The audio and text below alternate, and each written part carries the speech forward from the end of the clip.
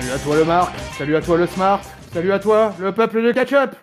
Bienvenue dans ton podcast qui suinte, qui dégouline, qui transpire le catch par tous les pores de la peau et du slip. Comment vas-tu, peuple de catch-up? Chaque semaine, nous passons au crible des chroniqueurs de la team catch-up, les shows de la WWE. Et d'ailleurs, aujourd'hui, on se retrouve pour reviewer le Monday Night Raw du 28 décembre 2020, le 1440e du nom, et surtout, le dernier Monday Night Raw de l'année 2020. Oui, les amis, enfin, ça y est, on est au bout de cette année 2020. On assiste au dernier show rouge de l'année. Pour m'accompagner, pour analyser, pour décortiquer, pour encenser ou pour mettre en PLS ce dernier show de l'année, rien de tel pour m'accompagner que l'inusable, l'indécrottable, l'ami Papy. Salut Papy.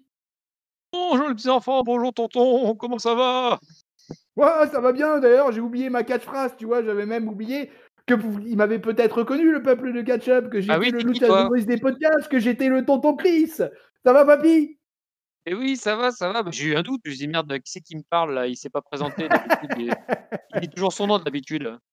Ouais, bah tu vois, un peu moins d'égocentrisme, mais voilà, j'ai attaqué direct avec mon tag team partner. Finalement, c'est pas C'est plus bien, mal. tu Changer le penses aux sens un autres. peu.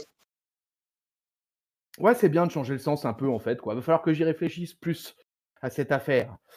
Comment vas-tu, mon papy? Est-ce que tu as pu entendre, malheureusement, ce qui s'est passé ce week-end? Oui, bah, malheureusement je l'ai appris comme vous, en me réveillant le matin, même si, sur le coup, j'ai pas forcément fait le rapprochement entre, Jean Hubert Jean-Louis et le Aubert? pauvre, Jean-Louis Aubert et le pauvre, bon, je vais l'appeler Luke Harper parce que c'est plus sur ce Ouais, ouais. nom-là que je l'ai connu. Je l'ai très peu connu, en exalté, vu que quand je me suis mis à l'AEW, il commençait déjà quasiment plus à apparaître, en fait. Malheureusement, je n'ai vu qu'un match contre lui, c'est le match contre, Dustin Rhodes, et c'était pas un bon match, donc je préfère garder mes souvenirs de la WWE, du brave Luke Harper. Ouais, je peux comprendre. D'ailleurs, c'est une bonne transition puisque c'est comme ça que va commencer le show. On va commencer avec une minuscule vignette pour nous annoncer que ce show aura lieu en l'honneur et en mémoire de Luke Harper. Et on va rentrer direct dans le vif du sujet, puisqu'on va attaquer direct ce Monday Night Raw avec le champion du monde, le bel homme, le Drew McIntyre, est sur le ring. Alors évidemment, il va commencer d'entrer sa promo en nous sortant une petite phrase en fait que Luke Harper balançait sur son Twitter chaque lundi. En l'occurrence, It's Monday, you know what it means. C'est lundi, vous savez ce que ça signifie. Yeah. Voilà, petit premier hommage du champion du monde, mine de rien, à Luke Harper. Alors, notre ami Drew McIntyre, il va nous faire un petit rappel de son année 2020, et Dieu sait qu'elle est belle, son année 2020.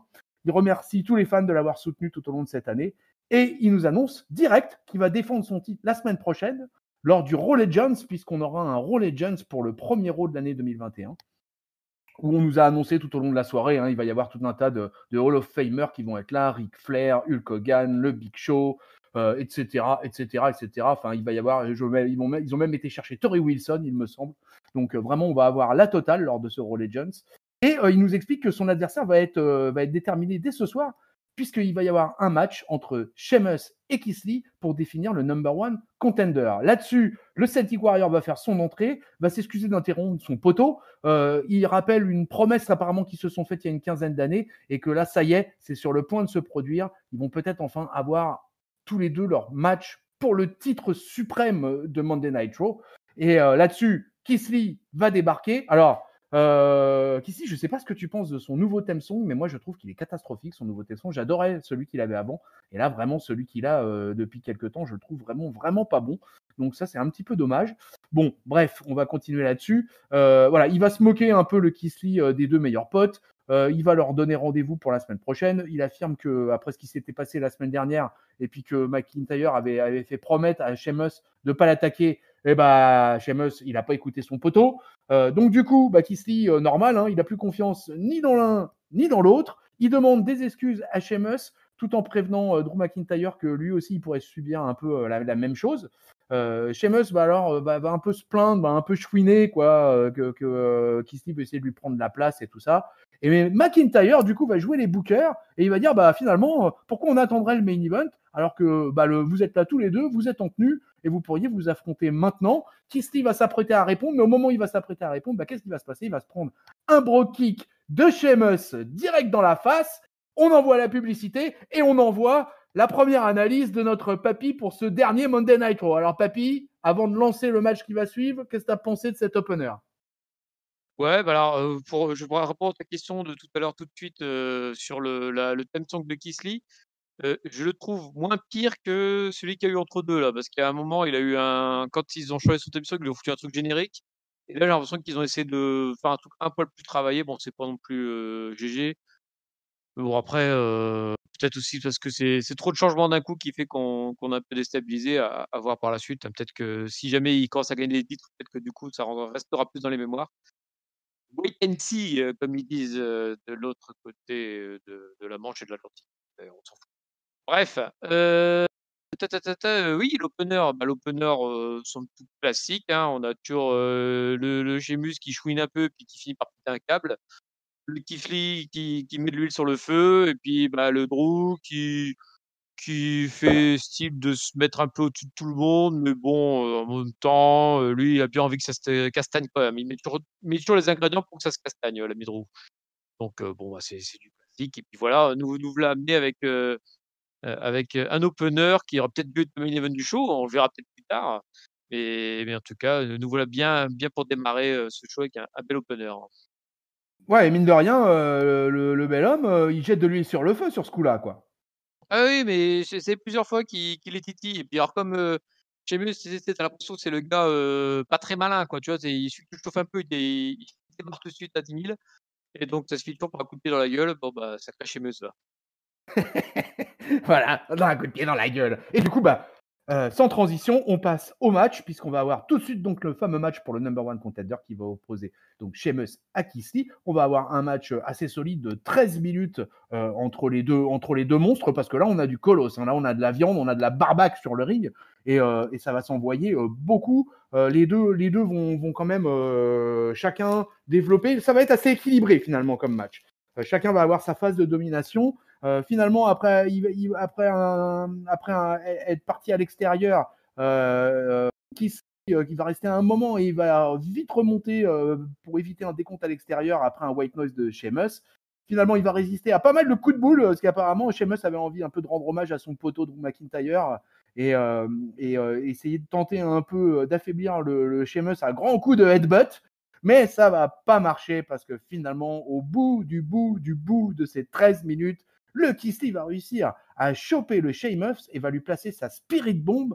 1, 2, 3. Victoire de Keith Lee. Keith Lee, number one contender officiel pour un match qui se tiendra dès la semaine prochaine. Donc la rentrée 2021 va commencer fort dans le show rouge, puisque d'entrée, on aura un WWE Championship. Keith Lee et Drew McIntyre, là-dessus, vont se faire passe longuement. Ça promet, papy, ça. Oui, ça promet, ça promet. Alors je sais pas pour toi, tu me diras tout à l'heure, mais moi j'ai pas forcément été surpris finalement par le résultat. Alors même si, Sheamus commence avec des brogue kicks, on s'est dit: bon, il va en profiter pour affaiblir, Keith Lee, mais au final Keith Lee, une nouvelle victoire probante et en fait une nouvelle fois Sheamus, job pour les autres, hein, pour les petits nouveaux. Il avait été Riddle, là il aide Keith Lee. Enfin et en ce moment il est dans le partage, Sheamus. Il donne des bons coups de patate et des bons coups de poing, mais il laisse souvent la victoire à ses adversaires. Ce qui est pas plus mal, hein. Moi, j'aime bien quand tu as les grands anciens qui jobent pour les nouveaux et pas enfin, comment dire? Mais tout en étant dangereux, quoi. Tu vois? C'est pas non plus, ils vont pas non plus s'étaler comme une carpette, quoi. C'est Sheamus, quand même et donc, Keith Lee qui se positionne en adversaire de Drew, moi, c'est quelque chose que j'attendais. J'attends quand même, que Keith Lee nous montre un peu plus en termes de personnalité pour l'instant. Bon, il vient d'arriver, hein, mais voilà, donc j'ai toujours l'impression qu'il y en a sous la pédale, qui se lit, donc j'aimerais bien qu'il soit pas juste le gros nounours qui sourit tout le temps, tu vois? J'ai bien de le voir le Kisly, un peu, enragé comme on l'a de temps en temps. Celui-là, j'ai envie de le voir contre Drew quoi, McIntyre et puis voilà quoi, ça s'annonce déjà, un bon premier show de janvier. Ouais, et alors c'est vrai que Sheamus aura beaucoup jobé pendant cette année 2020, mais sur le coup, eh bien, tu vois, j'étais assez indécis, moi, sur l'issue du match. J'étais pas forcément sûr que Kisly allait gagner parce que j'envisageais bien un match justement fratricide entre les deux vieux potes que sont McIntyre et Sheamus. Et donc du coup, bah, pendant tout le match, mine de rien, j'ai quand même longuement hésité sur l'issue. J'étais pas, voilà, j'ai trouvé que c'était bien qu'il y avait, enfin en tout cas me concernant, il y avait un certain suspense. Et j'ai trouvé que c'était plutôt sympa ça du coup. Et on a eu un match assez solide. Je pense par contre que Kisly va falloir qu'il sorte beaucoup plus la grosse artillerie face à Drew McIntyre parce que bon, vu comment le Drew il survole le show rouge depuis un an là, il va falloir quand même que Kisly il nous en montre plus pour inquiéter le bel homme, non? Qu'est-ce que t'en penses? Ouais, je suis d'accord. Je suis d'accord, faut qu'il comme je le disais, faut qu'il passe le niveau au-dessus, je le pense personnellement.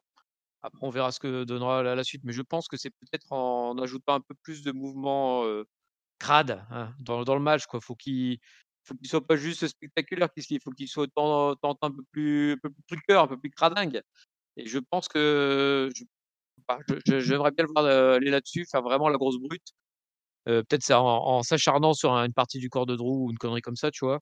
Mais ouais, faudrait qu'il ajoute un peu plus de psychologie à son catch, qu'il est pas juste faire une démonstration de son effectivement et c'est un super athlète, un mec de ce poids-là capable de voltiger comme ça, c'est extrêmement rare. Mais voilà, justement, je veux qu'il rajoute un peu plus de psychologie dans son catch.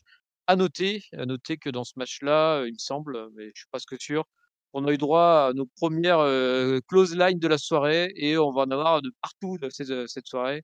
Je pense Et que les gars souhaitaient faire un hommage à Luke Harper qui était quand même, un spécialiste du genre, hein. de la discus close line, exactement, quoi. Et effectivement, on va avoir des discus close line tout au long de la soirée. Alors, pour te rejoindre et pour terminer sur le sujet, je suis d'accord avec toi. Moi, je pense en fait que Kisly manque un peu de hilitude, si tu vois ce que je veux dire.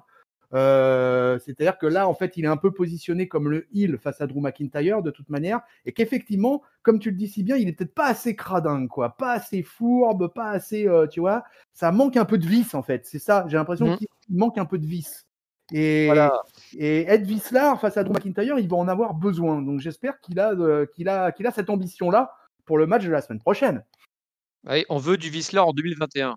Voilà, du vice, donnez-nous du vice. Allez, on va passer vite fait, mais alors vraiment vite fait dans les coulisses, puisqu'on va retrouver dans la loge Elias qui est avec son nouveau pote, hein, en l'occurrence Jackson Riker, et il est en train un petit peu de gratouiller sa guitare. À ce moment-là, quelqu'un va toquer à la porte, mais sur le moment, Elias va demander à Jackson Riker de ne pas ouvrir cette foutue porte. Et on va repartir directement sur le ring où on va nous annoncer un single match avec le Miz, qui est toujours dans sa déception totale d'avoir perdu sa mallette Money in the Bank, plus ou moins à cause de John Morrison à TLC, hein, si je dis pas de bêtises. Et bah, qui va affronter le Miz? Il va affronter un des deux membres de la Lucha House Party. Avant, ils étaient trois. On ne sait pas d'ailleurs où est passé Kalisto, si quelqu'un a Il des est nouvelles. resté à SmackDown. Ah, il est resté à SmackDown, Kalisto, j'avais pas Yes. percuté, tiens. Ah, d'accord, ok. Et donc, du coup, le Miz va affronter Grand Metalik, qui fait un petit retour. Alors, vraiment, un petit retour, parce que ça va être un match très court, qui va durer 3 minutes 20. Donc, il n'y a même pas quasiment de play-by-play à vous expliquer, parce que vraiment, ils auront à peine eu le temps de développer quoi que ce soit. Grand Metalik aura eu le temps quand même de nous faire quelques acrobaties sur les cordes. Il va nous faire quand même un espèce de move là, assez incroyable en repassant des cordes et il va contrer. Alors là, par contre, ça fait 2 fois que je vois le Miz faire ça depuis TLC. C'est-à-dire que le Miz, dorénavant, tente des power bombs. Oui, oui, peuple de catch-up, vous avez bien entendu, le Miz tente des power bombs. Mais bon, pas de peau. Grand métallique, il va retourner la tentative de power bomb. Avec quoi? Avec quoi? Avec un petit Oh, oh, roll oh, oh. up, un petit schoolboy pour la victoire de Grande Métallique. Alors là, méga grosse surprise, mon papy, quand même, là, non? Ouais, enfin, oui et non. C'est-à-dire que quand tu vois le début du segment, tu sens venir quand même, hein, parce que le Miz, alors d'ailleurs, j'ai pas très bien compris en fait, je pense qu'ils ont été un peu trop avec comment on pourrait dire ça? Avec la truelle au niveau de la construction de la personnalité du Miz. Parce que la semaine dernière, bon, il était un peu déçu d'avoir perdu la mallette, mais il finissait le segment en disant: «Bah, j'ai une idée, en fait, c'est pas moi qui l'ai caché, donc du coup, je vais appeler la fédération et je vais m'en sortir». Et là, directement, on démarre l'épisode, il est totalement, déprimé et il dit: «Ah oui, je vais jamais y arriver» et cetera. J'ai trouvé que j'étais pas super bien joué. Il y a peut-être manqué une semaine entre les 2 pour, faire une semaine de transition entre l'espoir et la déception et puis là, il était en mode totalement déprimé et puis, bah, du coup, quand je l'ai vu comme ça, je me suis dit: «Bah, il va perdre, hein, de toute façon, il est tellement en dessous de tout que je le vois pas gagner» et puis, bah, ça a pas raté, grande métallique, roll-up, victoire et puis voilà, le Miz va chercher ton titre 24/7, tu plus bon qu'à ça, garçon. Bah, c'est vrai que le Miz était en mode dépressif sous Xanax et ça avait pas l'air d'aller très très fort. Et alors là, qu'il se retrouve à perdre face à Grande Métallique, j'imagine que ça l'a plongé dans un désarroi total. D'ailleurs, sa tête à la fin du match en dit long. La tête de John Morrison aussi, hein, qui est complètement dépité à la fin du match. Donc vraiment quoi, voilà. Donc première surprise, victoire de Grande Métallique. Alors fact-checking, peuple de catch-up, parce que je ne me souviens pas de quand date la dernière victoire de Grande Métallique dans un show rouge ou dans un show bleu. Donc, j'attends avec Ah! impatience le fact-checking sous les commentaires de la vidéo. Alors moi, Voilà. je peux vous aider à fact-checker de mémoire. Allez Ah, vérifier, mais je crois que c'était, ah. dans un qualificatif pour les titres intercontinental, genre un Fatal 4 Way quand c'était, AJ Styles champion, du côté du show bleu et il avait affronté ensuite AJ Styles pour une défaite, méritante. Vérifiez Oh, il ça, est mais à mon avis, je dois chaud. pas être loin. Il est chaud le papy aujourd'hui. Il est chaud, les amis, là. Chaud les marrons chauds. Ouh. Alors là, je suis curieux de voir qui va pouvoir répondre à cette affirmation de notre papy national. Allez, on retourne en backstage, mon papy, parce que on va retourner dans la loge d'Elias, où ça continue à toquer à sa porte, quoi. Alors bon, là, il va dire à Jackson Riker, bon bah vas-y, là, vas-y, tu peux l'ouvrir la lourde. Donc du coup, Jackson, il semble bien énervé. Il ouvre et il va se retrouver en face de Homos, le monstre de 2,92 m, qui est donc accompagné d'Edge Styles. Edge Styles, lui, direct, il s'en prend à Elias, il lui dit que bah là, bah, c'est bon, il faut qu'il arrête avec sa musique, là, parce que ça fait trop de bruit, qu'il n'arrive pas à parler parce qu'il est en train d'essayer de négocier avec les officiels pour avoir un nouveau match de championnat. Donc l'autre, il est en train de lui foutre son merdier avec sa musique. Donc Elias, il lui dit ouais, non mais bon, c'est bon, t'es frustré de ta défaite de TLC, faut pas en faire plus que ça. Edge Styles, bah ni une ni deux, hein. Direct, il va le défier pour un match et il va lui dire ouais, bah ok, bah tu peux, on va s'affronter ce soir et tu peux venir avec ta pom-pom girl, en parlant de Jackson Riker, bien évidemment. Donc voilà, donc du coup, on nous book, mon petit papy, un match entre AJ Styles et Elias pour ce soir. Un match heel contre heel, sincèrement, j'ai pas bien compris d'où ça venait, j'ai pas bien compris où ça allait. Mais bon, ils avaient l'air de enfin, c'était plutôt plaisant de les voir se foutre sur la tronche, du coup, quand tu as 2 heels qui s'insultent, bah, ça fait plaisir parce que souvent ils y vont pas avec la cuillère de bois. Et l'effet visuel reste impressionnant, hein, parce que Jackson Riker, qui est quand même pas un poids léger, se retrouve face à Homos et on a l'impression que bah, on a un poids mouche qui est en face du géant nigérian là, et c'est quand même, ça reste à chaque fois quand même, ça reste toujours impressionnant. Alors bon, Homos continue à ne grosso modo pas faire grand chose, mais sa simple présence déjà de toute manière inquiète tous les mecs qui se retrouvent en face de lui, hein. Je crois que là les choses sont claires à ce niveau-là. Là-dessus, le Edge Styles, il a vraiment trouvé le garde du corps idéal, quoi. Enfin son Ouais. associé comme il l'appelle. Ouais, non, non, il est impressionnant. Par contre, effectivement, il fait pas grand chose en termes d'action. Par contre, je trouve qu'il a tendance à parler un poil plus qu'avant. Avant, il était vraiment, mutique, il disait rien, il restait dans son coin. Là, tu entends, il fait des petits sourires, des petites, il répond de temps en temps à des stalls. On sent comme qu'il je sais pas s'il se détend ou s'il lui donne plus de texte ou j'en sais rien, mais en tout cas, il est à l'aise dans son rôle, hein. Ouais, moi je le sens à l'aise, effectivement, comme tu dis, il parle beaucoup plus et puis bah, je continue chaque lundi à espérer de le voir un peu en action. Pour l'instant, c'est pas encore le cas, mais on verra la suite. Allez, on retourne dans le ring du show rouge. Et là, cette fois, on va avoir un match énorme de la division féminine, puisqu'on va avoir Dana Brooke qui va affronter Shayna Baszler. Match énorme de 4 minutes 20. Donc, Mmh. Dana Brooke va être accompagnée, comme d'habitude, par Mandy Rose. Bon, clairement, là, il n'y aura pas photo. Pendant les 4 minutes 20, Dana Brooke va se faire démonter. Elle va être dans la souffrance pendant ces 4 minutes. Elle va se faire péter la gueule, quoi, hein. Je crois qu'il n'y a pas trop d'autres mots, quoi. Elle va se faire péter la gueule en permanence. Elle va quand même tenter un petit tombé à un moment avec son spinning neckbreaker pour le compte de 2. Ça va pas marcher. Après, elle va tenter un splash du haut du coin, mais là, Shayna Baszler va esquiver le splash et va coller un gros coup de genou dans sa gueule. et elle va terminer le match en faisant abandonner Dana Brooke dans son Kirifuda clutch. Du coup, Mandy Rose, elle va venir voir la copine après le match, quoi, mais elle va être attaquée elle aussi par Shayna Baszler, qui va lui coller à elle aussi un Kirifuda clutch. Donc là, Shayna Baszler, elle s'est mangée Dana Brooke et Mandy Rose en l'espace de 5 minutes. Bon appétit, Shayna. Et bon appétit. Bon, sur le coup, j'ai pas bien compris le sens du match et je me suis dit: «Oh là, qu'est-ce qu'ils font? Est-ce qu'ils sont en train de relancer Mandy Rose ou genre?» enfin, tu sais, je me disais peut-être que du coup, elle va tabasser, Dana Brooke et que du coup, Mandy Rose va être elle va la sauver et cetera. Bon là, au final, j'ai l'impression que c'est quand même plus pour nous builder, Shayna Baszler forte, parce que mine de rien, elle a étalé les 2 blondes assez vite, ce qui les remet bien chacun à sa place. C'est-à-dire que les 2 blondes, moi, j'ai rien contre elles, hein. Je pense qu'en tag team, elles peuvent être un truc pas si dégueulasse que ça, mais elles sont de la low card, étant donné que Shayna Baszler, c'est quand même plus proche du main event normalement. Même si on voit quand même que quand tu la mets dans un ring face à quelqu'un qui est pas une experte du catch et bah, Shayna, ça reste frustre, quoi. C'est pas trop scellé, je trouve, enfin et puis, bah, entre 2 enfin voilà, pour construire un match, c'est assez compliqué. J'ai trouvé que c'était vraiment pas terrible. Ni l'une ni l'autre était capable de vraiment de mener la danse et puis, bah, après ça se finit avec des coups assez impressionnants de Shayna Baszler, beh, c'est là-dessus qu'elle est bonne, quoi. Mais faire un match et tu dit la durée? J'ai pas saisi? 4 minutes 20. 4 minutes 20, j'ai l'impression que ça durait bien plus. Moi, ça m'a semblé une éternité. Ça m'a semblé une éternité parce que, bah, enfin, souvent les filles, elles avaient pas trop l'air de savoir ce qu'elles foutaient dans le ring et voilà, Shayna Baszler en dehors d'un squash, c'est quand même compliqué, quoi. Ou alors faut vraiment lui donner quelqu'un qui va savoir la diriger dans le ring. Mais sinon, bah, voilà, elle sort ses quelques manœuvres impressionnantes et en dehors de ça, pour meubler, c'est compliqué et je crains que ce soit pas Dana Brooke qui l'aide, pour combler les trous. Après, ouais, je crois que Baszler, effectivement, elle avait besoin un peu d'une victoire en individuel, là, parce que ça faisait un moment que ça lui était pas arrivé.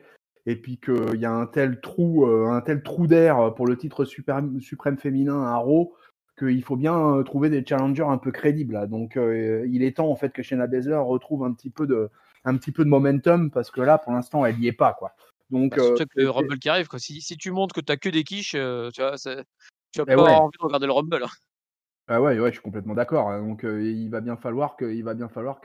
envoie un peu du pâté, parce que là, c'était vraiment pas le cas. Allez, on va quitter Shayna Baszler et Dana Brooke et on va rester sur le ring. On va pas aller en coulisses pour une fois, puisqu'on va retrouver notre Alexa Bliss qui est sur son Alexa's Playground, qui apparemment est un petit peu ça va remplacer un peu le Moment of Bliss dorénavant, hein, je crois, hein. Et voilà, elle nous demande, elle va faire une petite allusion aussi également à notre ami Luke Harper en glissant dans sa promo un petit yeah yeah yeah. Et voilà, elle va nous demander si on est content, si on aime son nouveau terrain de jeu. Elle nous explique qu'elle l'a construit pour le film, mais que malheureusement, bah, depuis, elle a plus jamais revu le film depuis TLC, qui, je vous le rappelle, le film a terminé dans les flammes de l'enfer. Alors, elle nous annonce quand même qu'il pourrait peut-être revenir la semaine prochaine pour voir son idole Hulk Hogan. Alors bon, ça, à nous apprendre que l'idole du film, c'est Hulk Hogan, c'est assez étrange. Ou alors, attendre que Randy Orton soit sur le ring pour lui réserver une petite surprise.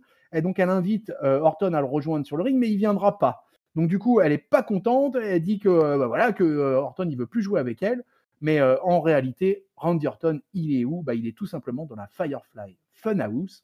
Il nous explique que il voulait venir là pour s'assurer que Wyatt n'ait absolument plus rien qui lui appartient, au cas où il reviendrait. Et du coup, qu'est-ce qu'il va faire, le Randy Orton? Eh ben, il va détruire toutes les marionnettes de la Firefly Funhouse. Du coup, Alexa Bliss, elle est pas contente du tout, elle est même très furieuse, et elle va défier carrément Randy Orton à un match ce soir. Elle le challenge direct. Et qu'est-ce qu'il fait, le Randy Orton? Eh ben, il accepte. Ah bon? Donc voilà, grosse surprise, Randy Orton accepte un challenge de la part d'Alexa Bliss. Alors, mon papy, ce Alexa Playground, ça t'a plu? C'était pas mal, j'ai trouvé que le fait surtout d'avoir, Randy Orton qui fait un peu bah, voilà, maintenant que vous avez tous déserté la Firefly, Funhouse, bah, j'en profitais pour la détruire de l'intérieur et puis qui tape bien dans dans les marionnettes, avec de bons gros coups de pompe, bah, c'était fait de manière assez violente alors que c'est quand même un mec de 110-120 kilogrammes qui fracasse des marionnettes, quoi, je veux dire. Dans le concept, c'est bizarre, mais en fait, c'était plutôt bien fait, plutôt sympa et puis, bah, on se demande quel sera donc alors ils disent pas un combat, ils disent un défi. Quel sera le défi d'Alexa Bliss, pour Randy, pour plus tard dans le show? On se demande ce qui se trame derrière. Ouais. C'est vrai que c'était. J'avoue que la surprise a marché sur moi parce que vraiment, quand Alex Abyss a balancé qu'elle voulait challenger Randy Orton, j'avoue que j'ai fait What? What? C'est quoi cette affaire? Donc assez incroyable, quoi. Voilà, mais on se le garde pour la fin, cette affaire-là, de toute manière. Allez, on enchaîne. On va donc avoir le match annoncé préalablement entre AJ Styles et Elias. Donc match qui sort un peu de nulle part. Comme tu l'as dit, un match heel contre heel. Et du coup, un match qui va être beaucoup plus long que ce que j'attendais pour le coup, puisqu'on va avoir droit à un match de 14 minutes entre les deux. Où à peu près tout va y passer. Quand même, une grosse domination d'AJ Styles qui est quand même largement supérieure in-ring à Elias, qui Elias d'ailleurs va nous gratifier de un ou deux botches assez sympas qui, je pense, participeront bien au prochain Botchamania. Voilà, malgré tout, le Elias va quand même se défendre. Il a quand même Jackson Ryker avec lui. Mais AJ Styles, il a Homos, quoi. Quand Jackson Ryker va vouloir intervenir ringside, ça va pas marcher parce que le Homos va débarquer. Et Jackson Ryker, il va pas demander son reste, il va fuir, tel un traître qu'il est, parce que voilà, trop peur du Nigérian. Finalement, Elias, il va tenter de faire sortir AJ Styles du ring, mais celui-là, il va en profiter pour l'écarter du coin et il va enchaîner avec son phénoménal forearm pour la victoire. 1, 2, 3, victoire de AJ Styles, sans grosse surprise, papy, je pense. Oui, alors, c'est tout à fait logique vu leur placement sur le ring. Après, j'étais tellement à me dire: «Pourquoi ils se foutent sur la gueule?» que du coup, je savais pas s'ils allaient faire une surprise ou pas dans le match et finalement non, ils ont fait un truc classique avec, le favori qui s'impose et le favori qui a d'ailleurs porté le match, comme tu l'as dit, Oui, le pauvre Elias a fait ce qu'il a pu pour suivre, mais bon, il a voilà, je parlais tout à l'heure du fait que Dana Brooke n'avait pas caché les faiblesses de Shayna Baszler. Là, AJ Styles a fait ce qu'il a pu pour cacher, les faiblesses d'Elias, mais sur un match aussi long, au bout d'un moment, il y en a quand même quelques-unes qui passent au travers des mailles du filet, mais là, on se rend compte vraiment de ce qu'est capable de faire AJ Styles, sur ce genre de match, hein. Là, il a catché tout seul quasiment avec, avec le pauvre Elias qui essayait comme de caser ses prises pour avoir l'air de se battre, mais bon, voilà, bon, en même temps, c'était une bonne leçon, en direct, pour Elias, une leçon de catch. ouais, c'était à peu près ça. Ouais, c'était une sorte de leçon de catch. Bon, j'ai envie de dire que AJ Styles, il arrive quasiment tout le temps à sortir un bon match, même avec un manche à balai. Donc là, en l'occurrence, Elias faisait figure de manche à balai et effectivement, heureusement qu'il est là, le AJ, pour nous sortir un truc parce que sinon, je pense on serait pas mal ennuyé. Bon, victoire sans fioriture de AJ Styles. Je pense que ça nous mènera pas bien loin, cette histoire, et que AJ Styles va vite retourner vers les sommets. Je pense que là, pour l'instant, c'est que de la transition pour lui. Donc on verra la suite. Ouais, et puis après, je pense que Ah, là, de toute façon, ils sont en période de pré-rumble où ils vont devoir, booker plein de gars forts, en fait. Si tu oui. veux les avoir voilà, il faut quand même que tu aies une bonne dizaine de gars où tu te poses la question s'ils peuvent remporter le rumble. Alors peut-être pas 10, c'est peut-être 5, mais ouais. Mais voilà quoi, donc si il faut leur donner un peu, tous un peu de victoire là. Ouais, complètement. Ouais. Là, de toute façon, ça y est, c'est parti. On est sur la road to the Royal Rumble et il va donc bien falloir effectivement sortir quelques favoris de ce match historique. Allez, mon papy, je te propose qu'on aille faire un petit détour par la low-card. Allez, La allons-y! Allons-y, allons-y. Allez, on va avoir une bis repetita puisque ça fait plusieurs semaines que Ricky Labelleville, notre ami Ricochet, affronte tous les lundis un membre de Retribution. Là, pour le coup, il va affronter le patron de Retribution puisqu'il va affronter Mustafa Ali en personne. Alors, quasiment un match, pas quasiment, un match cruiserweight, quoi. Mais Mustafa Ali, il vient en force puisqu'il est accompagné par Ikoning, par Mace, par Slapjack, par Tibar. Voilà, toute la famille est là. On notera le petit hommage de la part de Tibar puisqu'il va arriver en reprenant un peu la gimmick de Luke Harper, voilà, sur la même manière que ce que faisait Luke Harper quand il arrivait sur le ring. Donc un petit peu dans le même état d'esprit. Donc ça, j'ai trouvé ça plutôt sympa. Du coup, on va avoir un match de 12 minutes. Bah, plutôt un bon match, quoi, plutôt bien enlevé, parce que là, on a deux high flyers. Donc du coup, quand même, les mecs se sont bien donnés. Et c'était plutôt sympa, quoi. Et bon, si vous avez suivi un peu les aventures, vous savez que Mustafa Ali, en ce moment, ce qu'il cherche, c'est à incorporer de force Ricochet au sein de Retribution. Ricochet, lui, il n'en a pas du tout, mais alors pas du tout envie depuis le début. Il va se passer pas mal de choses dans ce match, mais sur la toute fin du match, ce qui va se passer surtout, c'est que, comme souvent, j'ai envie de dire, Ricochet va casser la gueule à tout Retribution, à lui tout seul. Mais c'est grâce justement à ce clean house que va nous faire, que va nous faire Ricochet. Après avoir mis un coup à Mustafa Ali, l'avoir placé pour son shooting star press, il va monter sur le turnbuckle, sortir son shooting star press, mais pas de chance. Le Mustafa Ali, il va le contrer et il va retourner la situation en plaçant une Koji clutch, une prise de soumission qui va tout simplement faire évanouir Ricochet. Post-match, Mustafa Ali, il dit que voilà, ça y est, il n'y a plus d'issue, quoi, que Ricochet, il a perdu et que dorénavant, il ferait mieux de les rejoindre. Ricochet, il dit non, non, non, non, non, je ne rejoindrai pas le groupe. Il va finalement coller son recoil à Mustafa Ali et puis il va se barrer, quoi. Il va fuir avant que Retribution ait le temps de réagir. Il faut dire, ils ne sont pas très, très rapides en termes de réaction, Retribution, à ce niveau-là. Ricochet se barre. Donc, victoire de Mustafa Ali. Mon papy, la locarde, ça t'inspire? Euh, Ça me rend perplexe. Alors, déjà, Ricochet, perplexe, Retribution, tu perplexe, les deux ensemble, je suis très perplexe. Après, je ne sais pas quoi penser, en fait, parce que le match en lui-même était pas mauvais, hein, c'était plutôt un bon match, Ouais, le match était pas mal. bien enlevé. On voit comme que c'est deux gars qui savent faire le show quand il faut. Heu, L'histoire finalement de Ricochet, seul contre tous qui résiste, bah, je trouve ça pas si mal, en fait, pour son personnage, hein, de le montrer un peu résistant, de le montrer qu'il bon, c'est con, il avait fait la même chose contre, contre comment ça s'appelle? Le Hurt Business, mais bon, c'est pas grave, il aime bien, être seul contre tous, c'est son truc. Mais dans le même temps, enfin, ça tourne en rond à mort, quoi. Ah ouais. C'est Rétribution contre tout le monde et puis à la fin, il perd, donc je je sais pas quoi penser. On en parlait, l'autre jour, c'est une feud de main event, le show, hein, pas la place dans la carte, de qui se retrouve, à Monday Night Raw et tu te demandes pourquoi, en fait. Et si demain, ça, peu si que l'un d'entre eux arrive à capitaliser là-dessus, pourquoi pas? Mais là, on a vraiment l'impression que c'est un segment bouche-trou, quoi. Puis ils savent pas du tout aller derrière, quoi, et puis ça reste vraiment au fond, au fin fond de la carte, tu vois? Il y a pas un segment qui est au-dessus des autres, quoi, donc bon, le catch est bien, donc ça sauve un peu le truc, mais par contre, où est-ce qu'ils veulent aller, on sait vraiment pas, quoi.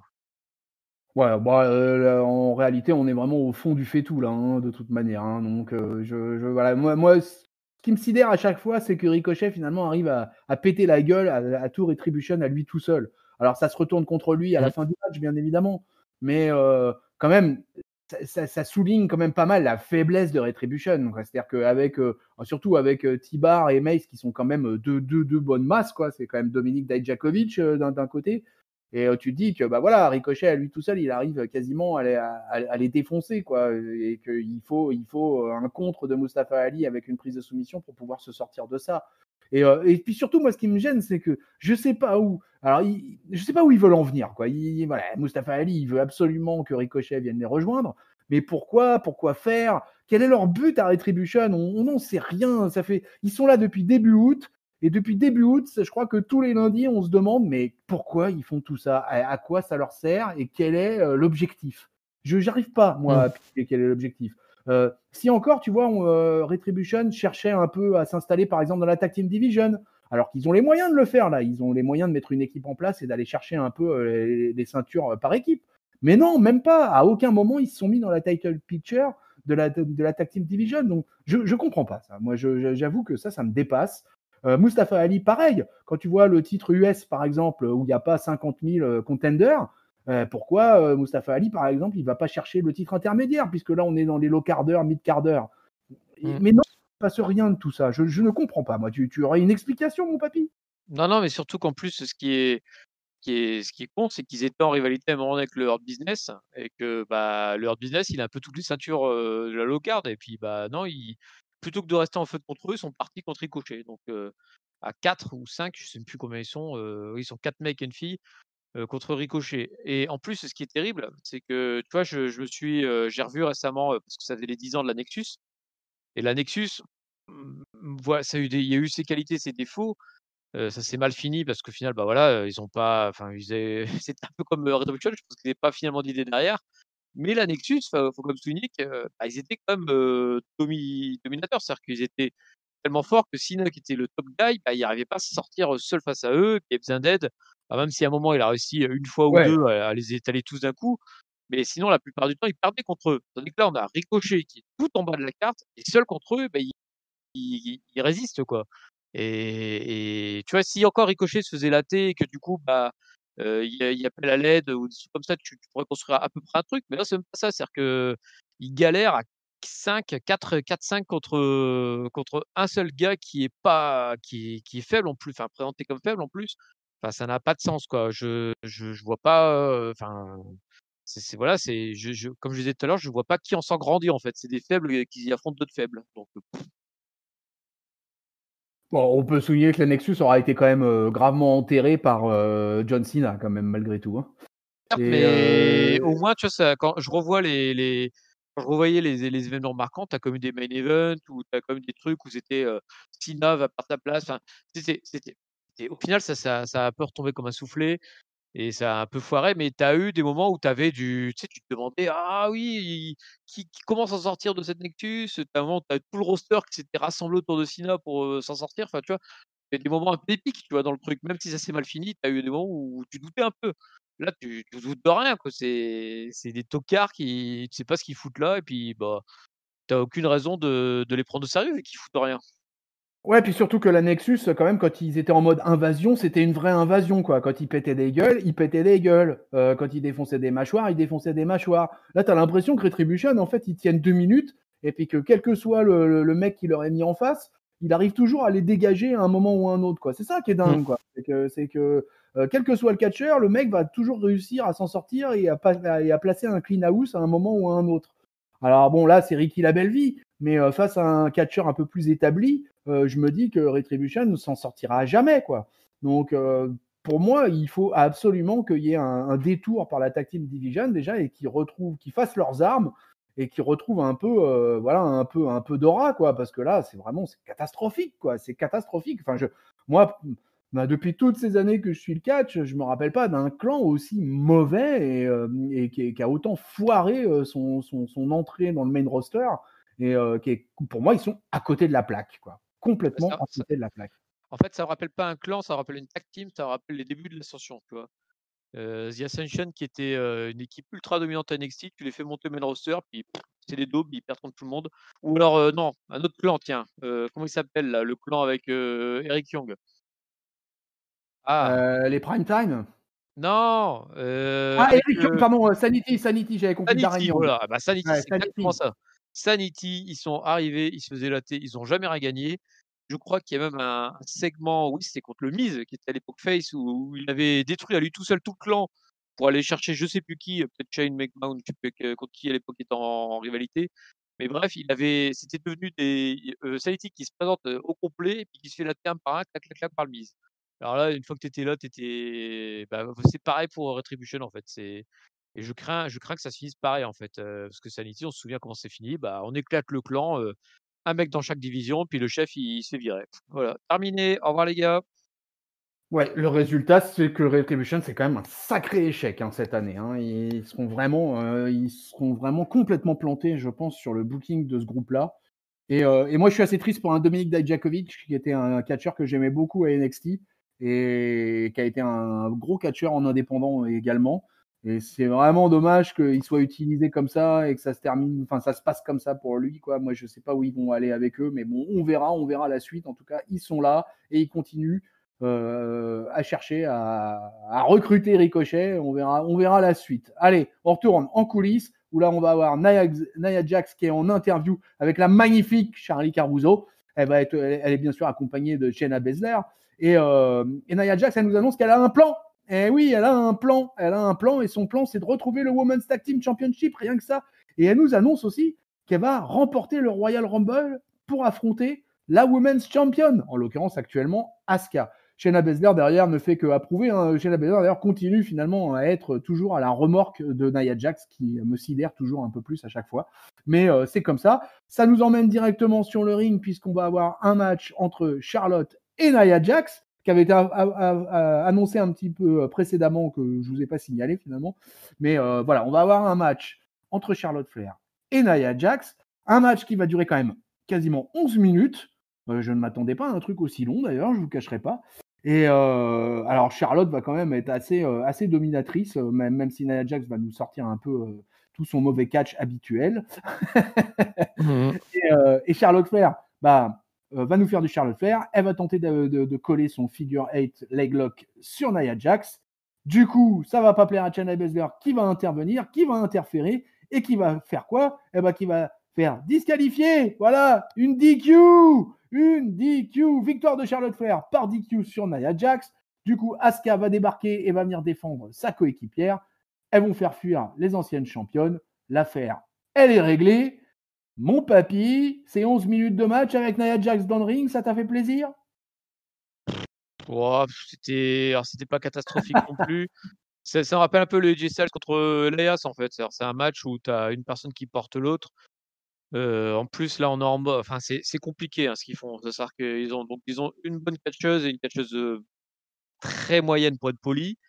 En plus, il faut que la bonne catcheuse, elle est sur le retour, donc il faut qu'elle puisse dérouler tout son truc et sachant que l'autre, elle va pas forcément bien sceller et il faut que la catcheuse médiocre qu'elle paraisse pas trop nulle parce que, il faut qu'on la vende pour le Royal Rumble et dans tout ça, tu t'en sors avec une DQ, en utilisant, Shayna Baszler qui effectivement est vraiment à la remorque de Nia Jax, mais je pense que c'est pour mieux la trahir, au Rumble ou une connerie comme ça, je sincèrement, j'ai le pressentiment que Shayna Baszler est en dessous pour mieux repasser au-dessus, dans le Money Time, en fait. Parce que là, c'est pas possible autrement, quoi, Nia Jax, je sais pas quoi dire. C'était pas mauvais, hein, en tout cas, moi, j'ai pas trouvé ça mauvais, mais c'était, sans intérêt. Ouais, puis Charlotte, elle est tellement au-dessus là, que dans un match comme ça, pour moi, il y a un tel différentiel que c'est pas possible, quoi. Tu peux pas croire que de toute façon que Nia Jax déjà peut gagner le match. Donc fatalement, il faut qu'il y ait une DQ quasiment sur un match comme ça. Tu te dis que ça peut que se terminer comme ça. Je Ouais, vois pas ouais, d'autre parce que si elle alternative. l'a fait taper, c'est le cauchemar pour Nia Jax, quoi. Elle est déjà très peu crédible, alors là, elle est terminée. Mais en fait, là, on se rend compte avec ces segments féminins, que, on paye le mauvais traitement de la division féminine, du côté Raw depuis des mois, quoi. Depuis des mois où, tout le passage avec la pauvre Lana qui, c'est pas sa faute à elle, hein, c'est la faute à ceux qui l'ont mis en main event et puis qui, finalement, c'est pour la virer tout de suite, dès que Charlotte revient. Enfin, ce qui est d'ailleurs pas si terrible, hein, je trouve, hein. Franchement, ils auraient pu, ils auraient enfin, comment dire? Nous faire subir Lana autant de temps pour au final ne pas l'utiliser, c'est comme idiot. Ils auraient pu quand Oui, même elle aller a plus disparu, elle a vite et disparu là. voilà et si c'était juste pour passer le temps que Charlotte revienne, c'est un peu enfin, ouais, je trouve que les idiot, ils auraient pu donner du temps de catch à quelqu'un qui savait un peu mieux catcher. Là, ils ont buildé une fille pour pas s'en servir, je trouve ça vraiment idiot et du coup, on se retrouve avec une division féminine qui est complètement foireuse parce que tu as une championne qui catchait plus, tu as une Charlotte qui revient, tu as des championnes tag team, qui étaient fortes mais qui d'un coup, se retrouvent en position d'outsider et puis voilà, en fait, c'est tout le truc foireux qu'ils ont fait depuis des mois et des mois à Raw qui se paye maintenant, en fait. Ouais. Allez, on va retourner très vite fait en coulisses où on va retrouver Angel Garza qui est en compagnie de la superbe Charlie Caruso. Euh, alors lui, en ce moment, il est cantonné à ça. Hein. Il se balade en costard avec une rose. Il nous annonce qu'il va peut-être déclarer sa flamme à une légende lundi prochain. Ok, rien que ça. Et il va vouloir donner sa rose à l'intervieweuse comme il fait à l'accoutumée. Pas de chance, il va se faire percuter par R-Truth qui passait par là parce que le 24-7, dans les mains, il est chassé par les lutteurs habituels qui chassent après le 24-7.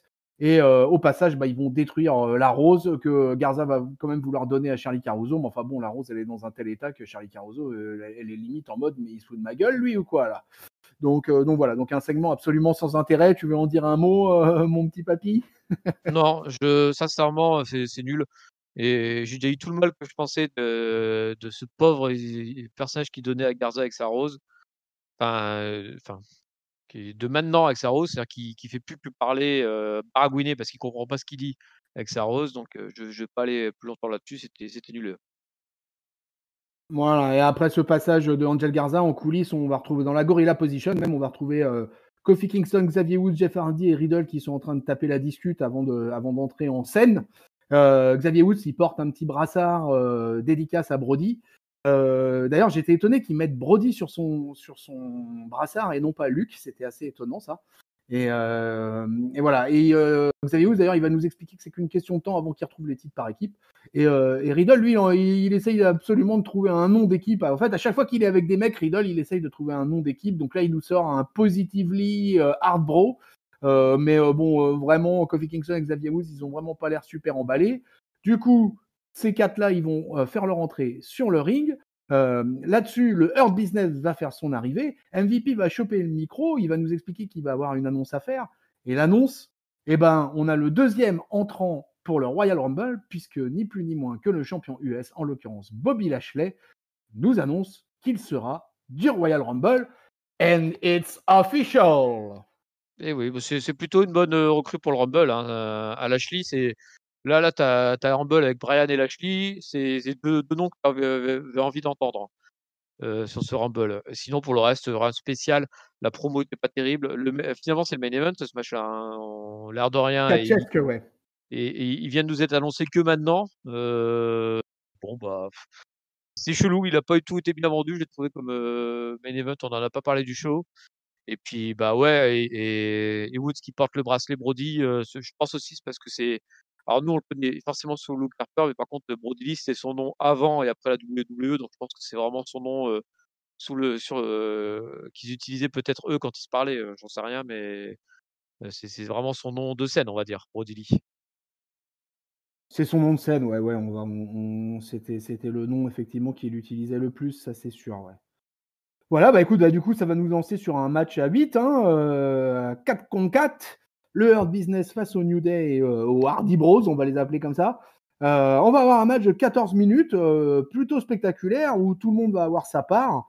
MVP va se faire balancer comme une merde. Alors, bon, MVP, c'est vraiment le maillon faible hein, dans le ring du Hurt Business. Hein. Heureusement que les trois autres sont quand même vraiment bons. Mais on va avoir un match quand même assez spectaculaire.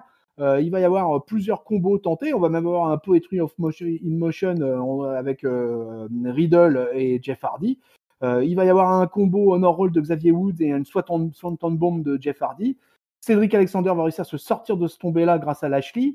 Finalement, leur business va vider le ring, va permettre à Cedric Alexander de faire le tag avec Bobby Lashley, qui lui va terminer le match en mode bulldozer et va faire à nouveau, puisque c'est pas la première fois, il va nous faire à nouveau abandonner Jeff Hardy dans son Hurt Lock. À la fin du match, au post-match, Cedric Alexander et Shelton Benjamin, ils vont s'en prendre au New Day, mais finalement, ils vont réussir un peu à les contrer, d'ailleurs, sous le regard de Lashley, qui fait pas grand-chose sur ce coup-là. Et du coup, Riddle, il en profite, et il va aller coller un coup de genou à Bobby Lashley avant de se barrer. Vite fait, bien fait, vers les coulisses. Alors, je crois que tout ça, c'est en train de nous teaser définitivement une rivalité Riddle-Lashley pour le titre US, mon papy, non?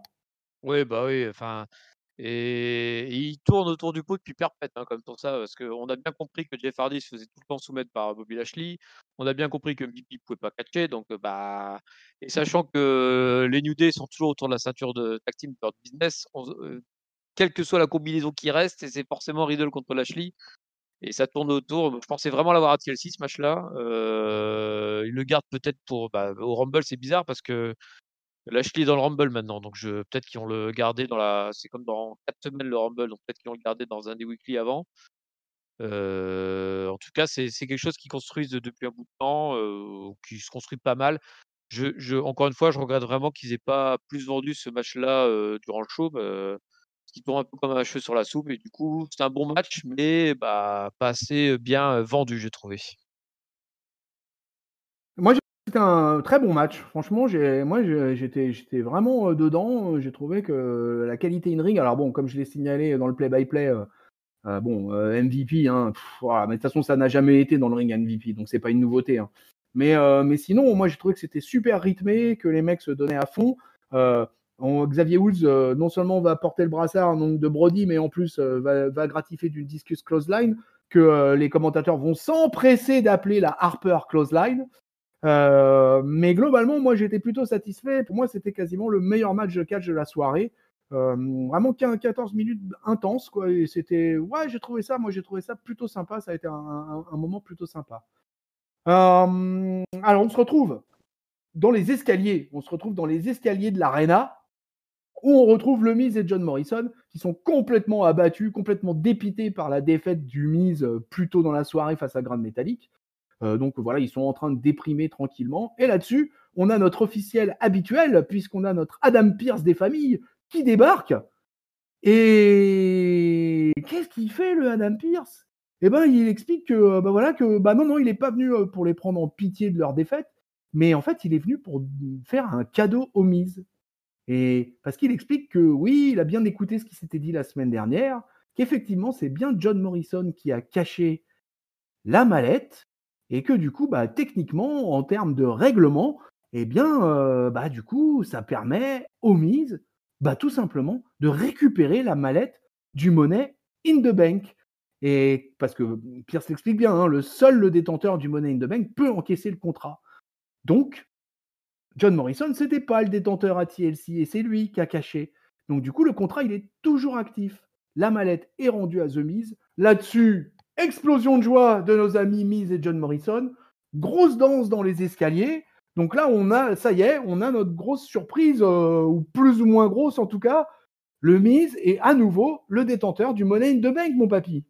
Et oui, grosse surprise et superbe danse de la victoire. Je sais que c'est le top de notre ami Ringside qui a adoré cette danse, notamment, de John Morrison qui était déchaîné dans les escaliers, Oui. une super chorégraphie.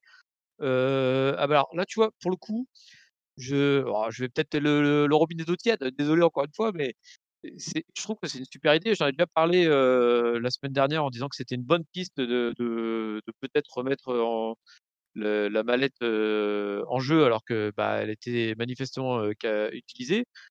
Mais je trouve qu'ils l'ont super mal vendu, en fait, encore une fois, hein. Le Ils ont vraiment pas assez insisté dessus. Ils auraient dû faire plus de segments où on voit le Miz qui appelle son avocat, qui ci, qui ça, qui se plaint pour Ouais. avoir son truc et parce que c'est enfin moi je trouve ça super comme idée et c'est vraiment dommage, ils l'ont pas assez mis en valeur. Alors là, le segment est très bien, mais les segments d'avant, enfin voilà, ça aurait été encore mieux s'il y avait eu un truc qui fasse monter la pression, un petit fil rouge, je sais pas. Là, tu as eu un pauvre segment avec Grande Métallique où Miz perd et puis il est déprimé et c'est tout. La semaine dernière, tu as eu un pauvre coup de fil, enfin voilà. Ils ont vraiment pas assez mis en valeur le truc, et je trouve ça vraiment dommage parce que là, pour le coup, ils tiennent vraiment une bonne idée et retrouver le Miz avec sa mallette, moi je trouve ça super, en fait. Je trouve ça super, ça rebat toutes les cartes, en un instantané, mais vraiment dommage qu'ils aient pas appuyé dessus. Là, ils avaient une bonne idée, ils l'ont pas assez mis en valeur. Eh ben, écoute, je suis d'accord avec toi. Enfin, moi aussi, je suis satisfait sur le principe que le Miz retrouve la mallette. Et effectivement, moi aussi, j'ai trouvé que c'était trop tôt. Je me suis dit, parce que moi, je m'y attendais quand même plus ou moins à cette histoire de mallette qui allait revenir dans les pommes du Miz. Mais effectivement, j'aurais bien aimé que pendant quelques temps, il fasse un peu tourner le truc. Surtout avec, voilà, le Miz, il est bon en promo et tout ça. Et il aurait été capable de nous vendre le truc pendant 2-3 semaines encore. Voilà, peut-être même en attaquant la WWE en justice. Voilà, il y avait moyen de faire pas mal de choses autour de ça. Et finalement, je trouve qu'il l'exploite pas beaucoup la storyline.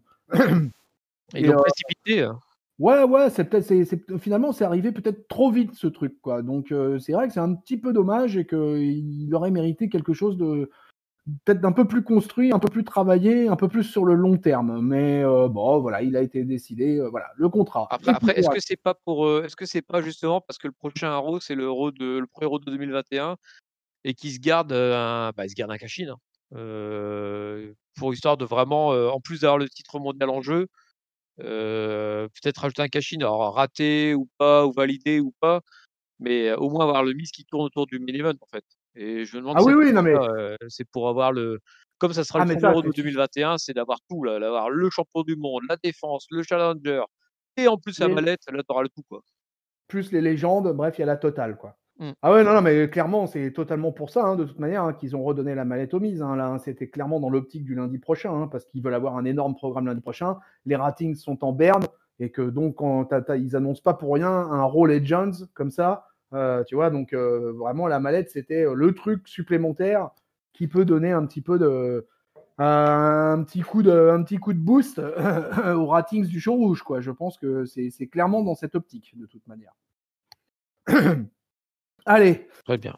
on va finir sur le main event, on va appeler ça comme ça, avec Alexa Bliss qui donc comme promis est sur le ring. Elle attend Randy Orton, elle est rejointe par la Vipère. Le Randy Orton direct, hein, il demande où il est, where is he, où est le Fiend. Mais Alexa direct, elle lui explique que voilà que l'histoire là, c'est d'elle dont il s'agit et pas du Fiend. Donc elle va chercher un petit cadeau en fait qui est à côté de la table des commentateurs. Elle va le déballer et dans le cadeau, il y a un bidon d'essence et une boîte d'allumettes. Alors là, les amis, Alexa, elle va mettre de l'essence sur le ring, elle va faire une trace qui va aller jusqu'à la vipère. Elle va poser le bidon et les allumettes devant la vipère.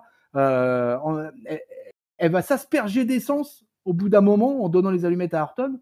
Et elle va lui dire de lui faire la même chose qu'il a fait au film de TLC. Orton là-dessus, il reste un peu impassible. Alexa semble devenir de plus en plus folle dingue. Elle va carrément le provoquer, quoi, et elle va lui dire que jamais, de toute façon, il oserait le faire. Orton, du coup, là, il commence un peu à hésiter. Il lui dit que finalement, il en a peut-être envie, mais que Alexa aussi, mais que c'est pas comme ça qu'il faudrait qu'elle souffre. Mais bon, si elle tient tellement à revoir le Fiend, Alexa, quand même, au passage, elle va traiter Randy Orton de Little Bitch. Et voilà, elle est trempée d'essence. À ce moment-là, Orton va craquer une allumette et les lumières vont commencer à s'éteindre et le show va s'arrêter là-dessus. Eh oui. Papy, ouais, c'est bien ça. Le show s'arrête sur l'image de Orton avec l'allumette allumée et on n'en saura pas plus. Eh oui. Et moi, je déteste ces fins de show. Alors, je ne supporte pas ça. Alors, qu'un show se termine en plein milieu d'une action, pourquoi pas, ça fait, tu sais, ça fait ambiance: «Ah désolé, on doit rendre l'antenne» et cetera, mais tu sais, genre une baston ou un truc comme ça, ou un truc qui a pas de conséquences. Mais là, qu'un show se termine avec un mec avec une allumette, sachant que pendant une semaine, enfin, je sais pas quoi, comment tu veux expliquer que pendant une semaine, on sait pas ce qui s'est passé, tu vois? Que le mec avait une allumette et puis, il l'a éteint, il a soufflé dessus, ou les lumières sont rallumées, ils ont tous dit: «Joyeux anniversaire!» je ne sais pas et j'aime pas du tout ce genre de fin, en fait. Alors déjà le segment, je l'ai aimé moyennement parce que j'ai trouvé qu'il y avait beaucoup de longueur, en fait, en disant: «Je m'allonge, je me relève debout en disant: "Mais si, vas-y, brûle-moi!" mais je me rallonge, mais je me relève: "Mais si, vas-y, brûle-moi!"» C'était un peu long et en plus, à la fin en se disant, «Que va-t-il se passer? Est-ce qu'il va brûler ou pas?» Tu vois? C'est pas un Dans un show télé, je veux bien parce que tu sais que c'est un épisode qui se termine et qu'il va se rien se passer, mais là, le catch, même si c'est un show épisodique, tu sais que c'est quand même la vraie vie et que, le reste de la semaine, le truc continue parce qu'ils vont pas arrêter de poster des trucs, sur leur Twitter, leur machin et donc forcément, quand ça va reprendre, ce sera pas exactement à là ce où ça va se reprendre, ce sera une semaine plus tard. Donc en une semaine, l'allumette aura le temps de brûler complètement, Alexa aura le temps de sécher, j'en sais rien, j'en sais rien. Peut-être que les mecs vont, les hommes de ménage vont passer nettoyer le ring, je comprends pas cette fin de show et je n'aime pas ça du tout. Ouais, je sais pas, je suis partagé, moi. En fait, moi, j'ai trouvé qu'Alexa Bliss était très bien. J'ai trouvé qu'en termes de micro, en général, elle est à l'aise de toute façon et que c'était plutôt pas mal, ce qui sortait et puis c'est de vouloir en faire une affaire personnelle avec Randy Orton. Finalement, elle a les guts, de s'attaquer à Randy Orton. C'est pas rien, quoi, hein, pour un petit bout de bonne femme pareil, quoi. Donc voilà, donc je suis partagé et puis, ouais, cette fin-là, avec cette allumette, craquée, tu te dis: «Il va se passer quelque chose, il va se passer quelque chose» et puis bam, tout est coupé comme ça d'un coup. Alors c'est peut-être effectivement pour te donner envie pour la semaine d'après, mais bon, moi, c'est pas le cas, ça m'intéresse pas plus que ça, du coup, quoi. Je me dis: «Ah ouais, OK, ils ont terminé ça comme ça». Bon, je pense qu'en plus, ça va pas les aider avec les haters parce que je sais, de ce que j'ai vu, c'est que le match entre le Fiend et Orton a été largement descendu, hein, entre autres dans nos amis youtubeurs américains comme français, hein, je pense à Cessal Catch, et cetera, qui ont mis une sacrée tarte, au match entre le Fiend et Orton, le match n'a pas été apprécié apparemment. et on va dire par la masse. Et bah du coup, enchaîner sur un Raw comme ça, avec un finish pareil, je suis pas sûr que ça soit une super bonne idée. Je sais pas trop où ça va les mener. On verra la suite, mais c'est vrai que ça s'est terminé de manière assez étrange. À voir si le WWE Universe sera client de ça. Voilà. Écoute, on verra ce qu'il en sera pour la suite. En Ouais, attendant, ouais, ouais, après vas-y. je sais pas, c'est effectivement, alors je sais pas que les gens n'avaient pas apprécié. Moi, j'ai trouvé ça plutôt, nous, en tout cas dans la région, on avait plutôt apprécié. C'est un segment qui avait recueilli le plus de avis favorables, je pense, dans ce TLC qui était de très bonne facture. Par contre, la différence, c'est que le segment avec le film d'Orton, bah, c'est un segment qui se terminait. Tu avais une fin, vu qu'à la fin, tu as le film qui Oui. brûlait. Et là, tu as la suite la semaine prochaine. Mais la suite la semaine prochaine, je pense pas que le show va redémarrer avec Orton et Alexa au plein milieu du ring et la lui mettre dans la main, tu vois? Ça aura pas de sens. Non, bah non. Là, pour le coup, c'est trop télévisuel pour ce qu'est le catch, en fait. Alors un de nos problèmes, mon papy, à nous 2, c'est que, bah, nous on suit pas les réseaux sociaux et qu'il y a eu un tollé général en fait à la fin de TLC parce que, les sur Twitter apparemment, Bray Wyatt a tweeté à la fin de TLC. Donc du coup, on dit: «Ah le Fiend il brûle et cetera» et puis en fait, le mec, il tweet derrière. Oh là là! Donc tu vois, voilà, mais bon, ça c'est le problème des réseaux sociaux. Alors comme nous 2, on n'est pas des aficionados, de ce genre de choses, du coup, moi, il a fallu que je suive un peu quelques infos pour être au courant de cette histoire de tweet. Donc bon, après comme il y a eu le décès, de Luke Harper malheureusement, derrière, bah, Bray Wyatt, en l'occurrence Rotunda, a tweeté sous son vrai nom, hein, pour la mort de Luke Bah oui, Harper. heureusement, Mais effectivement, apparemment, ça a fait tout un foin que Bray Wyatt tweet après le match face à Orton à TLC. Bon, oh là voilà, là, mais ouais, c'est le bullshit des réseaux sociaux, ça. Hein, donc, bon, voilà. voilà, Vous qu'est-ce vous que tu veux, faites des ça, on nœuds au y peut cerveau rien. pour rien, les gens, appréciez le truc. Ouais, alors nous, on va vous donner notre bullshit à nous. En l'occurrence, le top flop note du papy. C'est à toi. Ouais, alors, pop, pop, pop, les flops, j'ai plusieurs choix. Ça pourrait être le match d'Anna, contre, Shayna Baszler qui était vraiment pas bon, mais je vais quand même le donner moi je vais le donner au main event en fait, parce que voilà, c'est quelque chose que j'aime vraiment pas. En plus, c'est la fin du show quoi, donc là, du coup, le show, ça me laisse, emmerdé en disant, «Mais qu'est-ce qui se passe? Pourquoi vous faites ça à la fin du show?» Ça me donne un mauvais goût à la fin du show et on en parle souvent, tonton, je sais que tu es d'accord avec moi là-dessus. Bah, le goût du show, ça dépend Eh oui. surtout de la fin et quand la fin est pas bonne, bah, ça tu as l'impression d'avoir pas vu un bon show du coup et donc voilà, donc moi je donne mon flop au main event bah, pour toutes les raisons que j'ai dit, auparavant. Mon top, bah, c'est un peu compliqué en fait parce que j'ai pas vraiment de segments qui se détachent. Il y a eu pas mal de segments sympas, mais ils sont gâchés par un manque de c'est-à-dire que, le Miz qui récupère Mallette, c'était sympa, mais ça a été mal vendu. Et le tag team, 4 contre 4 était très sympa aussi, mais pareil, j'ai trouvé qu'ils l'ont pas assez mis en valeur. Mais je vais quand même leur donner mon top, parce que, bah, c'est comme un show de catch, on regarde et que c'était du catch et que c'était plutôt un bon match. Mais voilà, je trouve que Raw a pas assez mis en valeur ses bons segments et d'ailleurs, bah, ça fait une magnifique transition vers ma note au final. Bah, je vais donner une note en dessous de la moyenne en fait, hein, parce que, bah, pour la raison du finish qui est pas bon et aussi parce que, bah, ils ont eu des bonnes choses dans ce Raw, mais ils ont pas su remettre en valeur les bonnes choses du Raw, en fait. Il y a eu quand même un match pour le number one contender, il y a eu un mode 4 contre 4 était très bon dans le ring, il y a eu un retournement de situation avec le Miz qui récupère la mallette, enfin tout ça, c'est des trucs marquants dans un show de catch et je trouve qu'ils l'ont pas bien vendu, ils ont pas le truc était mal monté, alors peut-être qu'ils l'ont fait à l'arrache, j'en sais rien, peut-être, pour en raison de ce qui est l'actualité du week-end, mais pourtant j'ai pas l'impression parce que ça a pas tant changé le contenu du show que ça. Et donc, bah, du coup, moi je vais me contenter, je vais mettre un 2 à ce show, voilà, parce qu'il est mal foutu. Je peux comprendre, je peux comprendre. Alors écoute, moi mon top, je vais le donner, à l'opener. Je vais le donner, voilà, à toute la, de la promo de Drew McIntyre jusqu'au match, Sheamus et Keith Lee pour la victoire finale de Keith Lee et le face à face entre Drew McIntyre et Keith Lee. Voilà, moi j'ai beaucoup aimé, l'intro du show. J'ai vraiment beaucoup aimé le match entre Kisti et Sheamus. J'ai trouvé que c'était vraiment bien, quoi. Moi, tu le sais, hein, j'aime quand il y a de la barbaque sur le ring. Et là, du coup, j'étais gâté. On avait les deux colosses, là, l'Irlandais et l'Américain, là, c'était quand même quelque chose. Si le match, si l'opener avait été à l'image de tout le reste du show, on aurait eu vraisemblablement un super méga show. Et ça n'a pas été le cas, malheureusement.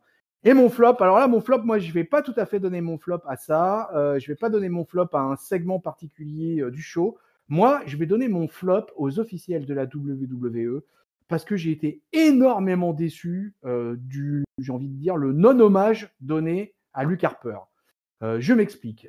Je ne comprends pas. Un mec de 41 ans, un catcheur qui est en activité, certes, qui n'était plus dans la fédération, mais qui est quand même resté pendant 8 ans à la WWE. Le mec décède brutalement et il n'a même pas eu le droit ni aux 10 coups de cloche. Et surtout, on n'a même pas eu le droit à un petit package vidéo, histoire de rappeler un peu ses faits d'armes et voilà, histoire de nous redonner quelques images un peu de Luke Harper pendant sa carrière à la WWE. Moi, personnellement, ça m'a choqué. Je n'ai rien après les catcheurs. Les catcheurs, eux, ils ont fait, voilà, ils ont rendu des hommages discrets en général. Hein. C'était plutôt voilà, à base de Discus Clothesline, un petit brassard pour Xavier Woods, Alexa Bliss et Drew McIntyre qui ont fait des références dans leurs promos. Mais du côté des officiels, nada, pot de balle. Même, je veux dire, à la rigueur qu'il n'y ait même pas les 10 coups de cloche, je leur demandais même pas de réunir le roster sous le Titantron comme ça se fait souvent. Hein. Même ça, à la rigueur, je m'en serais passé.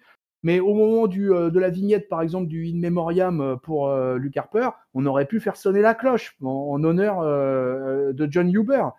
Mais surtout, pendant tout le show, je me suis dit, bah, c'est pas possible. Ils vont nous mettre quand même un petit vidéo package. Pareil, je demandais pas 15 minutes de vidéo package de Luke Harper. Mais je demandais quand même, en plus, je veux dire, la WWE est super balèze pour ça, quoi. S'il y a un truc dans lequel ils sont super forts, c'est bien pour nous faire des vidéos de présentation, de teasing, etc. Donc, qu'est-ce que ça leur coûtait de nous faire un petit vidéo package de, allez, 1 minute 30 sur quelques faits marquants, le titre intercontinental, ses titres de champion par équipe. Ah, moi, j'étais super déçu, quoi. Et vraiment, ça m'a mis en colère. Et du coup, c'est un show peut-être auquel j'aurais peut-être mis la moyenne, parce qu'il y a eu quelques trucs dans le ring qui étaient sympas, avec un opener sympa, malgré un main event, comme tu l'as dit, qui gâchait un peu le plaisir. Mais moi, du coup, je vais mettre aussi une note en dessous de la moyenne. Moi, je vais mettre qu'un 2,25 à ce show. Vraiment, alors, tu vas me dire ce que tu en penses, hein, mais vraiment, moi, une énorme déception qu'il y ait eu, absolument aucun rappel visuel de fait à Luke Harper. Moi, vraiment, alors là, vraiment, pour moi, c'est un zéro pointé à ce niveau-là. Ouais, je suis partagé, hein, en fait, sur ce sujet-là parce que, moi, sincèrement, qu'il y ait pas les coups de gong, de cloche, là, je sais plus ce que c'est exactement, ça m'a pas tant choqué que ça parce qu'ils le font pas pour tous, en fait. Ils le font vraiment pour, on va dire alors ne prenez pas mal ce que je vais dire. Je vais essayer de bien choisir mes mots, mais ne réagissez pas tout de suite à ce que je vais dire. Je dis ça pour nos auditeurs parce que parfois il faut pas tout prendre au pied de la lettre, mais c'est pas une légende de la WWE, Ah, ça, Luke Harper. je suis d'accord avec ça. Et tu vois, si tu dois le placer, alors c'est dur de le placer là, parce qu'il vient d'être décédé, on est encore, tous sous le coup un peu de l'émotion, de la surprise. Mais si tu devais le placer dans une échelle du roster actuel, je suis même pas sûr qu'il soit au-dessus d'un Cesaro, tu vois, pour moi. Pour moi, il est en dessous, il est au-dessus des low carders, hein, il y a pas de souci là-dessus. C'est quand même un ancien champion intercontinental, et tag team, c'est pas rien. Mais par contre, il est vraiment, card, de bas de mid-card, tu vois, pour moi. Donc là-dessus, c'est pas une légende de la WWE. Je suis étonné qu'il les cloches, ils le font vraiment pour les légendes. Je suis pas du tout surpris et je m'attendais pas à ce qu'ils le fassent, de toute manière. Par contre, le package vidéo, effectivement, je suis comme toi, je suis surpris parce qu'ils l'ont déjà montré pour des gars qui, bah, justement, qui n'étaient pas des légendes, mais qui avaient quand même marqué la WWE, et je pense que c'est le cas de Luke Harper. Il sera peut-être pas Hall of Famer un jour, ou alors juste dans le cas de la Wyatt Family, mais en tout cas pas en solo. Enfin, en tout cas, je pense pas qu'il soit positionné pour l'être. Par contre, c'est quand même un mec qui a marqué son époque, qui a fait quand même plusieurs années. Et comme tu dis, il est mort jeune. C'est assez, je pense que, et on l'a vu sur les réseaux sociaux de la WWE, qui pour le coup a beaucoup communiqué là-dessus, a fait un best-of de ses matchs sur son site, etc. Donc ils ont énormément communiqué là-dessus sur leur réseau, mais pas à Raw. Et là, je me l'explique pas. J'étais surpris aussi. Alors, je suis pas choqué parce que bah, je sais pas les raisons pour lesquelles ils l'ont pas fait. Je vais pas chercher à comprendre. Est-ce que c'est pour pas faire de la pub à la AEW? Enfin, ça serait chercher loin et puis Ça franchement, serait excuse-moi, complètement con même, ça serait enfin, complètement con. Puis je pense pas qu'ils sont en compétition. De toute façon, la WWE et les IW, ils boxent pas dans la même catégorie, donc voilà. je comprendrais pas, je comprends pas. C'est peut-être un choix de je sais pas, est-ce qu'ils ont pas eu le temps de le monter? Ça m'étonnerait aussi parce que, bah, souvent ils ont le temps de le faire. Après, c'est peut-être parce que c'est fait, j'en sais rien. Je vais pas Bah, chercher à attends, comprendre. une vidéo package de 1 minute 30, ça aurait pas Oui, vu le non, mais trou du c'est cul d'un pas des ça. monteurs de la WWE. Là, on parle de la Big League, on parle du top C'est ça, non, mondial, non, quoi, tu vois? je j'arrive pas à comprendre pourquoi il l'ait pas fait. Je trouve pas de raison. Est-ce que c'est juste un choix comme ça éditorial? J'en sais rien, moi ça me choque pas outre mesure. Je pensais le voir, je pensais le voir sincèrement. J'avais déjà raté en plus le quand j'ai démarré le show, j'ai raté le truc hommage. Donc sur le coup, je me suis dit: «Putain, ils ont même pas mis un petit encart, en disant que le show était en hommage à Luke Harper». Mais si, si, j'ai vu que finalement, il l'avait fait. Mais ouais, effectivement, à chaque fois qu'il y avait des retours de pub, je pensais qu'ils allaient lancer un comment dire? Un montage vidéo, mais je l'ai pas vu, donc je sais pas pourquoi. Et en plus, c'est même pas par volonté de ne pas le mentionner parce qu'ils ont laissé les comment ils ont bah, là, ils pouvaient pas couper les promos. Mais même le commentateur, à un moment, a cité ça, a effectivement dit une Harper, truc, ils ont fait des yéyés de partout. Donc manifestement, ils souhaitaient rendre hommage, mais ils ont pas fait le package vidéo, donc bah, j'en sais rien. Peut-être qu'on le verra à SmackDown et qu'on l'a pas vu à Raw, je ne sais pas. Je me l'explique pas, donc je les sanctionne pas là-dessus parce que j'arrive pas à comprendre, en fait, pourquoi ils l'ont pas fait, parce que c'est pas comme s'il y avait eu un message, tu vois, de dire: «Il ne faut pas lui rendre hommage, il ne faut pas en parler», parce qu'il y a quand même des hommages de partout, mais pas de package vidéo alors que comme tu le dis, c'est quand même leur spécialité à la WWE, donc bah, je suis surpris, mais pas déçu, on va dire, de ouais, on va dire que je suis plus dans le sens où je le comprends pas, en fait. Ouais, enfin moi ça m'a largement attristé, vraiment je m'attendais quand même de la part de la plus grande ligue de catch mondiale, quand même un geste, tu vois, envers Luke Harper. Je suis totalement d'accord avec toi sur ton analyse du fait que c'était un mid-quart d'heure et cetera. Je l'ai dit d'ailleurs dans la vidéo hommage, qu'on a faite avec Raphaël Lié, dimanche. Moi, pour moi, ça a été une déception et c'est surtout ça m'a attristé, quoi. J'ai vraiment. Alors sur l'histoire du Hall of Fame, je te rejoins aussi. Bien évidemment, Luke Harper ne rejoindra pas le Hall of Fame en individuel. On est totalement d'accord là-dessus. Je pense que la Wyatt Family, par contre, sera certainement intronisée au Hall of Fame d'ici 10 ou 15 ans. Mais là, vraiment, moi, pour moi, enfin, vraiment, ça a vraiment été. Ouais, j'ai attendu ça, en fait, tout le show, en me disant, ouais, il va y avoir un truc sympa avec les commentateurs et tout ça. Bah non, on aura eu pot de balle pour Luke Harper dans ce dernier Monday Night Raw de l'année 2020. Et Ouais, ben bah, voilà, les amis, oh, écoutez. excuse-moi, juste Vas-y, pour vas-y, finir vas-y. sur ça.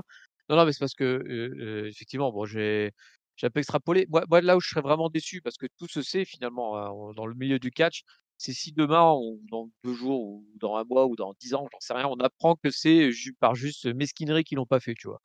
De dire: «Bah, on l'a pas fait parce que, bah, il est parti de chez nous et puis en plus il s'est moqué un peu de Vince McMahon» et cetera et cetera. Surtout quand on sait qu'il avait dit que c'était pas une moquerie, mais plus un petit clin d'œil, amical finalement, parce que lui était parti en bons termes. Donc si demain on apprend que c'est par, mesquinerie qu'ils l'ont pas fait, je serais vraiment très déçu. Parce qu'effecti comme tu le dis, c'est enfin et comme je l'ai dit aussi, enfin, même si c'est un mid-carter, tu dois le respect à un de tes anciens employés, et puis enfin surtout qu'il est apprécié de tous, quoi. Ouais, Mais en dans tout l'attente, cas, je suis plus dans la compréhension que dans la déception.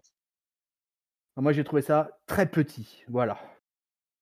Eh ben écoute, c'est sur ces dernières paroles que on va terminer cette review du Monday Night Raw du 28 décembre 2020. Donc le dernier show. Alors il y a encore un NXT, mais dans le show du main roster, le dernier show du main roster de l'année 2020. Une année 2020 qui aura été quand même intense, difficile parfois, et qui nous aura tenu en haleine. Et qui, j'espère, bon peuple de catch-up, vous aura tenu en haleine, vous aussi, tout au long de cette année. J'espère surtout que nous, catch-up, nous vous aurons tenu en haleine tout au long de l'année. Pour nous retrouver, vous connaissez la procédure, le site officiel, catchup.lepodcast.fr, YouTube, laissez-nous des commentaires, laissez-nous des pouces, laissez-nous surtout des commentaires pour le référencement, ça sera bien cool. Vous pouvez retrouver toute la communauté catch-up sur le Discord, vous trouverez le lien en bas de la vidéo, et bien évidemment, les plateformes, toutes les bonnes plateformes de podcast, Apple Podcast, Podcast, Spotify, Deezer, Google Podcast. Évidemment, tous les bons ou mauvais réseaux sociaux, comme nous avons dit précédemment, Twitter, Facebook et Instagram.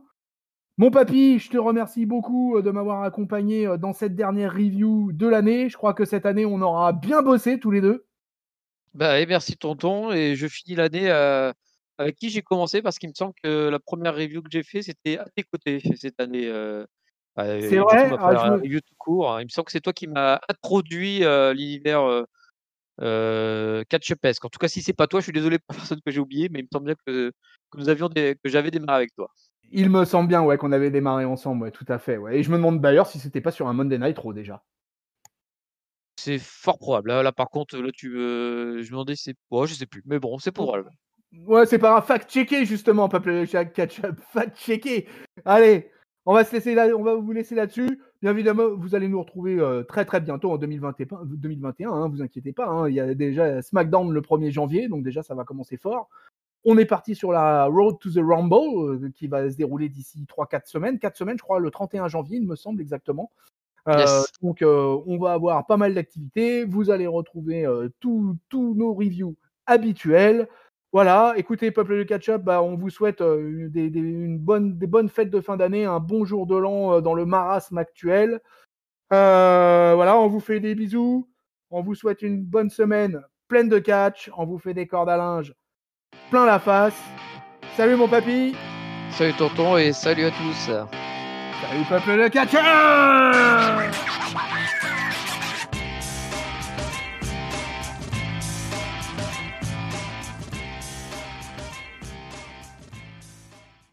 Le Miz, champion du monde à WrestleMania? Avant même, avant, vous verrez. Ceci n'est pas une prédiction, ceci est un spoiler. Et Papy est un spécialiste des spoilers.